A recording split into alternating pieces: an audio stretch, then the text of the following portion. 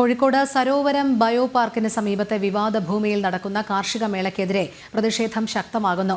Revenue വകുപ്പിന്റെ തീരുമാനങ്ങൾ കാറ്റിൽ പറത്തി കൃഷി വകുപ്പ് മന്ത്രി തന്നെ മേള ഉദ്ഘാടനം ചെയ്തതിനെതിരെ സരോവരം ബയോ പാർക്ക് പ്രകൃതി സംരക്ഷണ സമിതി രംഗത്തെത്തി.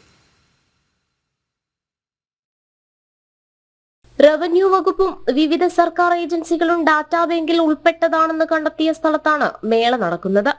മേള സംഘടിപ്പിച്ചിരിക്കുന്ന കെട്ടിടവും ഭൂമിയും പാർക്കിംഗ് ഗ്രൗണ്ടും തണ്ണീർത്തട സംരക്ഷണത്തിൽ വരുന്നതാണെന്ന് കാട്ടി പ്രകൃതി സംരക്ഷണ സമിതി മാസങ്ങളായി പ്രതിഷേധത്തിലാണ്. ഈ സാഹചര്യത്തിൽ കൃഷിമന്ത്രി പി പ്രസാദ് തന്നെ മേള ഉദ്ഘാടനം ചെയ്തത് ഭൂമാഫിയയ്ക്ക് പിന്തുണ പ്രഖ്യാപിക്കുന്നതിന് തുല്യമാണെന്ന വിമർശനമാണ് ഉയരുന്നത്.